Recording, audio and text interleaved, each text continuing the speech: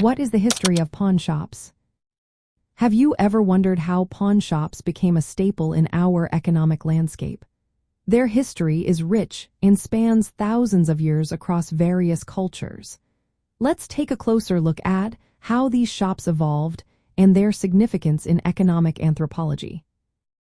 The origins of pawn shops can be traced back around 3,000 years to ancient China during the Zhou dynasty. In those times, pawn shops were known as yin. They provided laborers and peasants with short-term credit by accepting personal goods as collateral.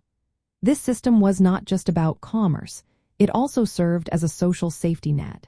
It helped individuals manage financial hardships and maintain a basic quality of life. In the 5th century, Buddhist monasteries in China played a key role in formalizing pawnbroking. These religious institutions offered loans to those in need in exchange for valuables. This practice highlighted the social and ethical aspects of lending, showing that pawnbroking was not merely a business but also a community service. As time went on, the practice spread to ancient Greece and Rome. In these societies, pawnbroking became a regulated activity.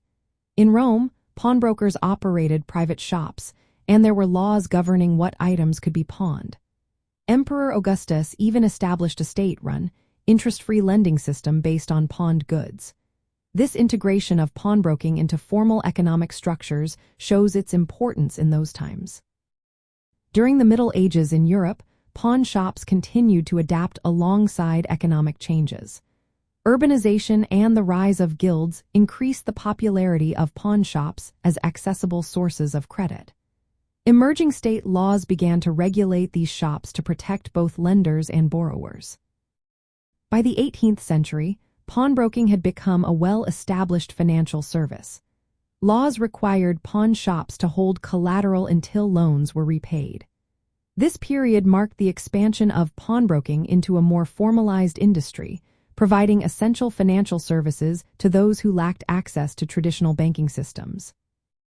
Pawn shops proved vital during financial crises, such as the Great Depression, when many banks failed.